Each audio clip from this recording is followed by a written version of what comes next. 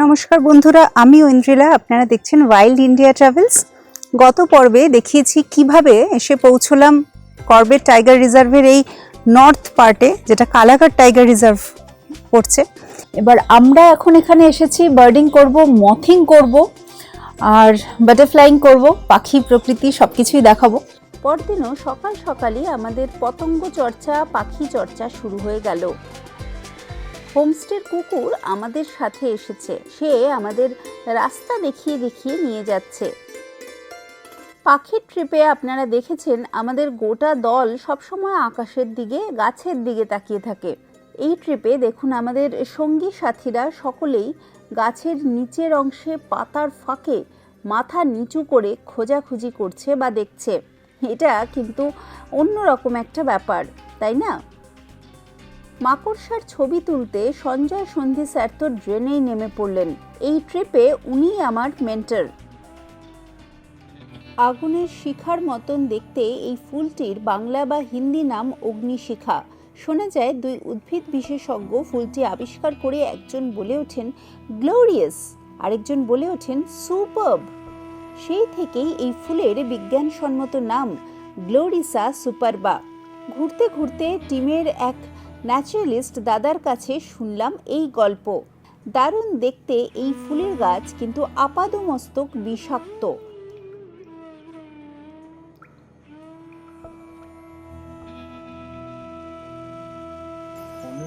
বর্ষাকাল এরকম জায়গায় জায়গায় ছোট ছোট ঝোড়ার মতন রয়েছে সোতা, তবে এটা নদী আর কি, ওই নদীটারই একটা অংশ।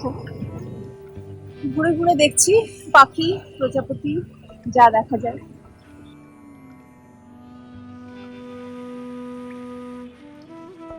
কচি পাতার গায়ে একটু উঁচু হয়ে আছে, দেখতে পাচ্ছেন?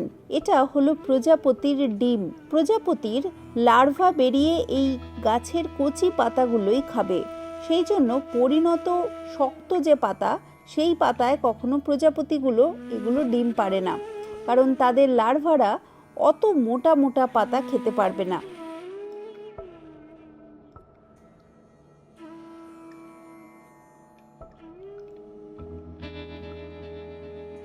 কর্বেট রাজে হোমস্টে থেকে ফরেস্ট রেস্ট হাউসটা বাঁ দিকে। আজকে আমরা ডান দিকের ট্রেল ধরে চলেছি। এই পথে আমরা বেশ কিছু পাখির দেখাও পেয়েছিলাম।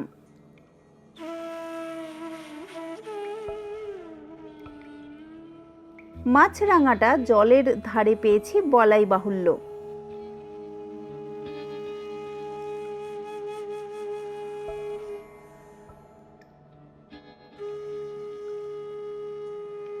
দেখুন এই শুঁয়োপোকাটা কত বড়, প্রায় আমার তর্জনীর সমান। এটা একটা টাইগার মথের শুঁয়োপোকা।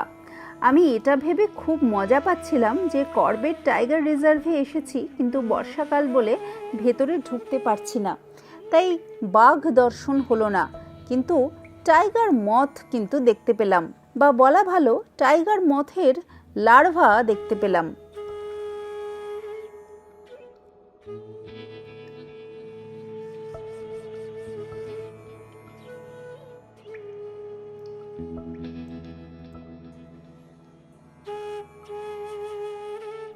ঘুরতে ঘুরতে মনে হচ্ছিল এই পৃথিবী সবার।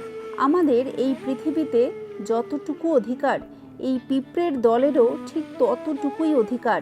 আমরা কখনোই এই পৃথিবীকে সম্পূর্ণ নিজের করে দাবি করতে পারি না। সকলের সাথে ভাগ করে নিলে তবেই আমরাও পৃথিবীতে টিকতে পারবো দীর্ঘদিন।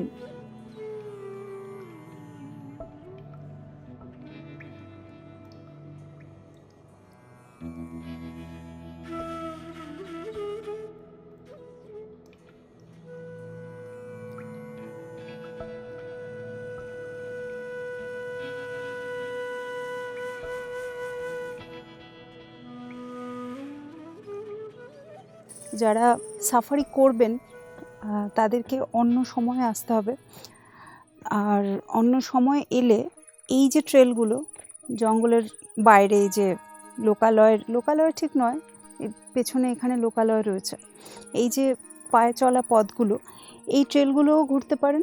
সাফারিও করতে পারেন, অনেকটা বক্সা টাইপের। বক্সা যেরকম আমরা দুরকম জিনিসই করতে পারি, সাফারিও করতে পারি, বা ইচ্ছে হলে আমরা জঙ্গলের মধ্যে নয়, মানে আশেপাশের যে জঙ্গলাকীর্ণ অংশ, সেই অংশ দিয়েও আমরা যেতে পারি, পাখি প্রজাপতি দেখতে পারি, ঠিক সেই রকমই। ভেজা মাটি থেকে খনিজ বা লবণ সংগ্রহ করা, এটা কিন্তু প্রজাপতিদের খুব সাধারণ স্বাভাবিক একটা বিহেভিয়ার। একে মাড পাডলিং বলে। আপনারা অনেক ভিডিওতে এটা দেখেছেন। সাধারণত বেশিরভাগ পুরুষ প্রজাপতিরাই কিন্তু মাড পাডলিং করে এবং মিলনের সময় স্ত্রী প্রজাপতিকে এই খনিজ লবণ তারা তাদের স্পারম্যাটোফোরের মাধ্যমে ট্রান্সফার করে দেয়, যাতে ডিমগুলো সুরক্ষিত থাকার সম্ভাবনা আরও বেড়ে যায়। বেশ ইন্টারেস্টিং, তাই না?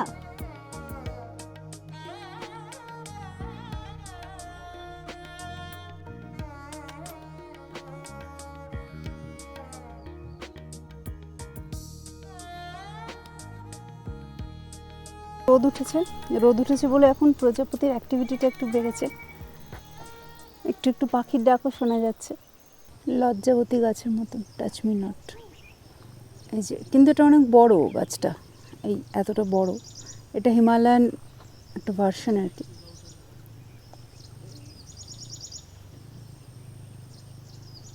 লজ্জাও পাচ্ছে না, একটু নির্লজ্জ মনে হয়, বাট কাটা আছে তো সেটাও একটা কারণ টাচ মি নট ফ্যামিলির। এরপর আমাদের পেরোতে হলো একটা ছোট্ট ঝোড়া মতন, কিছুই না, জুতোটা জাস্ট খুলে হাতে নিতে হলো, কারণ এইটুকু জল হলেও জুতো ভিজে যাবে। তারপর আমি ওপারে গেলাম।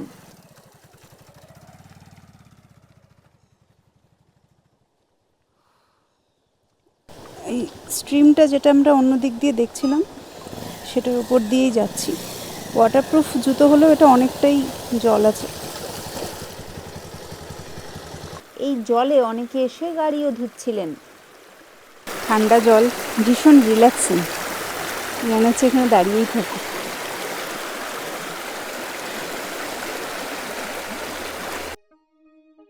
হোমস্টেতে ফিরে গরম গরম ব্রেকফাস্ট খেয়ে নিলাম। আজ ছিল পোহা আর তার সাথে সেদ্ধ ছোলা, দুটোই আমার বেশ ফেভারিট। আর তার সাথে যদি থাকে এই সুন্দর পাহাড়ের ভিউ আর এমন মন কেমন করা একটা দারুণ সুন্দর ব্যালকনি, ছাদ, তাহলে তো এই ভালো লাগাটা দ্বিগুণ হয়েই যায়। এই জায়গাটাতে আমি সকাল সন্ধে অনেকটা সময় কাটিয়েছিলাম। এই হোমস্টের ডিটেলস আপনি পেয়ে যাবেন আমার আগের পর্বের ভিডিওতে। দয়া করে কমেন্টে বা ডেসক্রিপশনে আই বাটনে দেওয়া ভিডিওটি চেক করুন।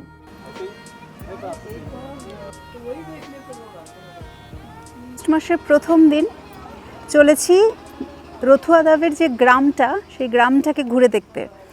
সকালবেলা খুব সামান্য কিছু বার্ডিং হয়েছে, সেটা ছাড়া মথিং তো হয়েছে, বাটারফ্লাইং হয়েছে। সকালবেলা খুব একটা বেশি মথ পাওয়া যায় না, আমরা কিছু পিউপা ইত্যাদি এগুলো দেখেছি, বেশ ইন্টারেস্টিং। এবার গ্রাম ঘুরে দেখার পালা। ঢ্যাঁড়স হয়েছে, দেখুন কত বড়, গ্রামের মধ্যে চাষবাস হয়েছে।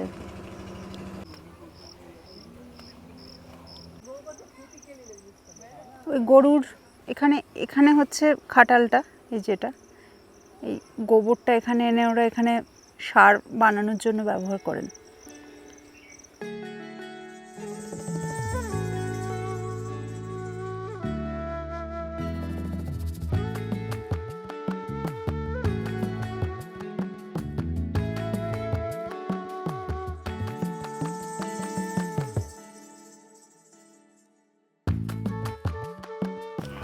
ভুট্টা চাষ হয়েছে,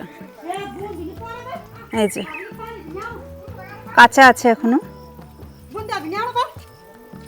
তো বড় বড় গাছ।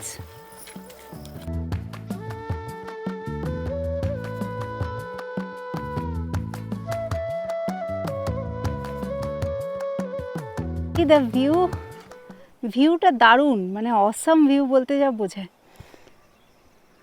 পাহাড়গুলো দূরে দেখা যাচ্ছে, আর এই মেঘটা না থাকলে হয়তো এইরকম আর কি, এই যে টেক্সচারটা, সেটাও বোঝা যেত না। বর্ষার আকাশের মতন সুন্দর আকাশ অন্য কোনো ঋতুতে কিন্তু নেই। মান্দালা নদীর ওপরে যে ব্রিজ, সেই ব্রিজ দিয়ে যাচ্ছি। নদীটা হেঁটে পার হওয়ার কথা ছিল, কিন্তু জল বেশি থাকায় হেঁটে পার হব না। ফেরার সময় হয়তো দেখে নিতে হবে, যদি জলটা একটুখানি কম থাকে মনে হয় কোথাও ওনাদের যারা হোমস্টে ওনার, উনি যদি বলেন যে না এখান দিয়ে যাওয়া যাবে, তাহলেই আমরা একমাত্র সেফলি আর কি পার হব। কিন্তু এখন ব্রিজের ওপর দিয়ে ক্রস করছি, দারুণ ভাল লাগছে। কারণ এই যে ভিউটা, এই যে দারুণ সুন্দর আর কি ব্যাকড্রপ, এই ব্যাকড্রপটার জন্যই ভালো লাগছে।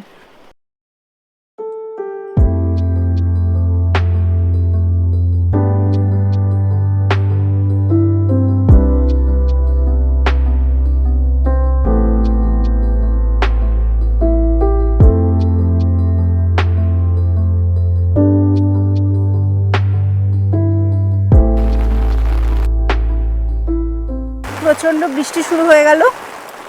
তো এটা হয়ই, মানে পাহাড়ে এই জিনিসটা খুব কমন, এই রোদ উঠেছে এই আবার বৃষ্টি।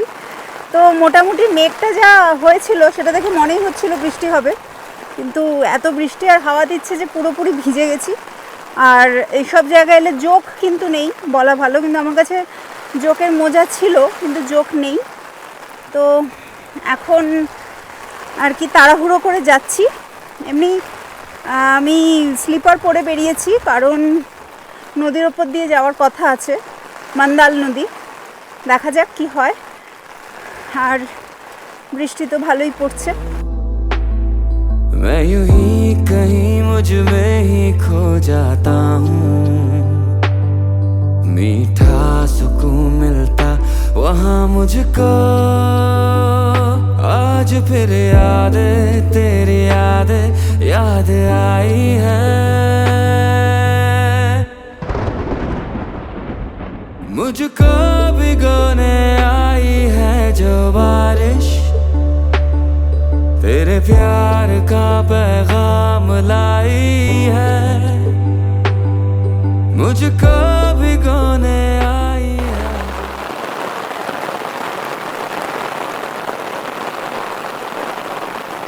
প্রচণ্ড বৃষ্টি পড়ছে এই মুহূর্তে, আর ধান ক্ষেতের আলের ওপর দিয়ে যাচ্ছি। একদম অন্য রকমের একটা অভিজ্ঞতা। এই অভিজ্ঞতাগুলোর জন্যই তো এই সমস্ত অফবিট জায়গায় আসি। मुझको भिगोने आई है जो बारिश, वो साथ में तेरा नाम लाई है,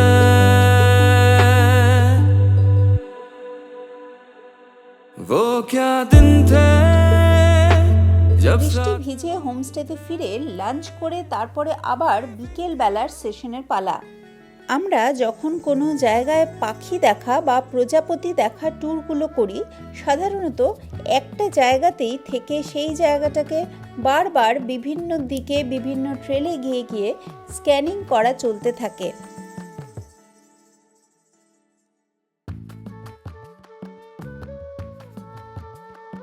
সাধারণ ট্রিপ এবং এই জাতীয় ট্রিপগুলোর মধ্যে মূল পার্থক্য হলো এটাই।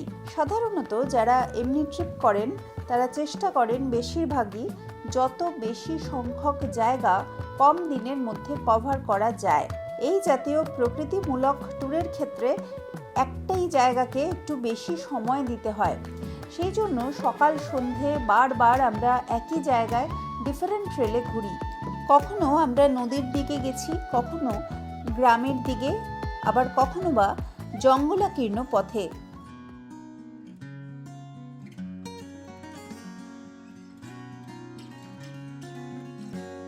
दूरी दूरी सी रहे, ठहरी ठहरी सी बहे, हवा जो ये दिल की कहे, कैसे बताऊं तुझे, रहे तू जाने कहाँ, करूं मैं कैसे बयां, ढूंढूं मन का आसमां पर कभी न पाऊं तुझे, ये जो दिल यूं परेशान है। এটা হলো বার্নিয়ার্ড মিলেটের ক্ষেত, অর্থাৎ যেখান থেকে আমরা শ্যামা চাল পাই। हैरान है क्यों तेरे मन से जुड़ा।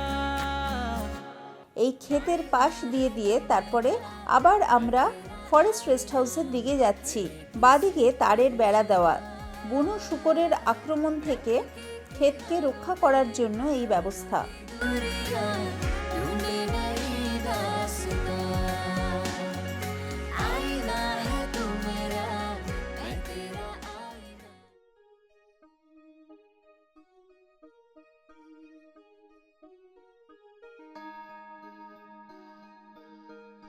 প্রতিদিনই সন্ধে হলেই আমরা ডাইনিং হলে জমা হতাম। এখানে আমরা প্রজেক্টরের মাধ্যমে বিভিন্ন পিপিটি প্রেজেন্টেশন দেখতাম। সবাই সবার সাথে প্রকৃতি নিয়ে আলোচনাও করত। আমরা এখানে 3টে সন্ধে জুড়ে মথ, ব্যাঙ এবং অন্যান্য পতঙ্গদের নিয়ে আলোচনা করেছি। কিভাবে তাদের চিনতে হবে সেগুলো সম্বন্ধে জেনেছি। আমার রুমের জাস্ট বাইরেই এখানে মথ স্ক্রিন সেট আপ করা হয়েছে। এরকম সাদা রঙের আর কি একটা কাপড় লাগানো হয়, লাইট লাগানো হয়, স্পেশাল লাইট, যে কোনো লাইট নয়। মথ স্ক্রিন রাখা হয়েছে, সবেমাত্র আলোটা জ্বালানো হয়েছে, আস্তে আস্তে কিছু কিছু মথ আসবে। আর আমি এখন যাচ্ছি ব্যাঙ দেখতে, অ্যামফিবিয়ান ওয়াক। নাইট ওয়াকের কথাই ছিল আগে থেকে, ঠিকই ছিল আমাদের। তো এখন আমরা নাইট ওয়াকে বেরোচ্ছি। অন্ধকার রাত বড়ই ছমছমে, বিশেষত এটা যখন টাইগার রিজার্ভের ভেতরেই। আমরা সবসময় চেষ্টা করছিলাম যাতে সকলে একসাথে থাকা যায়, কেউ যেন এদিক ওদিক একা না হয়ে পড়ি, কারণ এই জায়গায় কিন্তু লেপার্ড প্রায়ই আসে, বাঘও আসে। অনেক সময় তারা গ্রামের মধ্যে ঢুকে পড়ে এবং গবাদি পশু বা কুকুর তুলে নিয়ে যায়। শুধু জঙ্গলের টিকিট কেটে যে সাফারি হয় সেটা তো একরকম, আর এই জঙ্গলের পাশে যে গ্রামগুলো সেখানে ঘোরার অভিজ্ঞতাও কিন্তু প্রায় জঙ্গলের মতনই গা ছমছমে।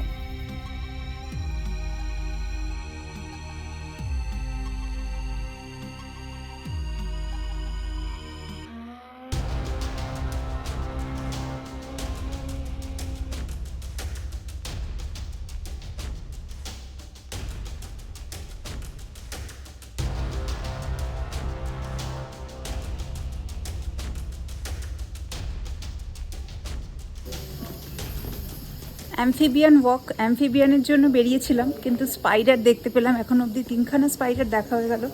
এটা হচ্ছে হোমস্টে। হোমস্টে থেকে বেরিয়ে ডান দিকে গেছিলাম, এখন বাদিকে এফআরএইচের দিকে যাচ্ছি। এই ভিডিওগুলোতে আমি বেশ কিছু শব্দ ব্যবহার করি যেটা হয়তো অনেকের কাছে নতুন। যেমন বার্ড ওয়াচিংকে আমরা বলি বার্ডিং, মথ ওয়াচিং বা বাটারফ্লাই ওয়াচিংকে ছোট করে মথিং, বাটারফ্লাইং বলা হয়। প্রকৃতিতে মথরা কিন্তু পরিবেশের জন্য ভীষণ দরকারি এবং তারা বিভিন্নভাবে ইকোসিস্টেমকে সুস্থ রাখে। অনেক মথ রাতের বেলায় ফুলে বসে মধু খায়। সেই সময় ফুলের পরাগ এক জায়গা থেকে অন্য জায়গায় ছড়িয়ে দেয়। বেশিরভাগ সাদা সুগন্ধি ফুল দেখবেন সন্ধেবেলাতেই ফোটে। এই ফুলগুলোতে কিন্তু মথের দ্বারাই পরাগায়ন হয়। মথ নিজেও পাখি, বাদুড়, টিকটিকি, ব্যাঙ ইত্যাদিদের খাদ্য। মথের লার্ভা খেয়েও অনেক পাখিরা কিন্তু বেঁচে থাকে। মথের লার্ভা অনেক গাছের পাতাও খায়। এতে গাছের পাতা, ডালপালা ভেঙে দ্রুত জৈব পদার্থে পরিণত হয় এবং মাটিতে পুষ্টি ফেরত দেয়। কিছু কিছু মথ এক ধরনের ইন্ডিকেটর স্পিসিস বা জীববৈচিত্র্যের সূচক। মথের সংখ্যা ও বৈচিত্র্য দেখে বোঝা যায় যে একটি অঞ্চলের পরিবেশ কতটা সুস্থ, কারণ তারা দূষণ ও আবহাওয়ার পরিবর্তনে ভীষণ সংবেদনশীল। ভারতবর্ষে মোটামুটি 90 থেকে 100টা মতন মথ ফ্যামিলি পাওয়া যায়, আর স্পিসিস হিসেবে প্রায় 12,000-এর বেশি স্পিসিস ভারতেই পাওয়া যায়। আর সারা বিশ্বে 1.5 লাখ থেকে 2.5 লাখের মতন মথ স্পিসিস রয়েছে। মথ সম্বন্ধে প্রচুর স্টাডি করা প্রয়োজন। 25 মিলিমিটারের বড় মথেদের বলা হয় ম্যাক্রোমথ, এবং যেসব মথেরা 10 mm থেকে ছোট তাদেরকে মাইক্রোমথ বলা হয়। এখানে প্রচুর ম্যাক্রোমথ এবং মাইক্রোমথ এসেছে। সাধারণত বৃষ্টির পর মথেদের দেখতে পাওয়ার চান্স একটু বেড়ে যায়। হালকা হালকা হাওয়া দেবে, একটু একটু মেঘলা থাকবে, তবে মথেরা বেশি আসে।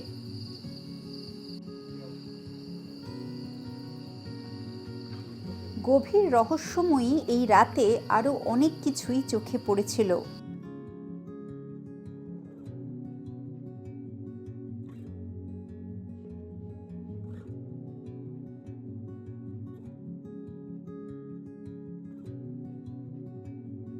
রাতের অভিযান সেরে হোমস্টেতে ফিরে তারপরে রাতের খাবার পালা। এই পর্ব এখানেই শেষ। কেমন লাগছে এই পর্ব, এই সিরিজ আমাকে কিন্তু অতি অবশ্যই জানাবেন। যদি ভালো লাগে তাহলে লাইক করুন আর শেয়ার করুন আপনার ভ্রমণপ্রেমী প্রকৃতিপ্রেমী বন্ধুর সাথে। ওয়াইল্ড ইন্ডিয়া ট্রাভেলসকে ফলো করুন ফেসবুকে এবং ইনস্টাগ্রামে।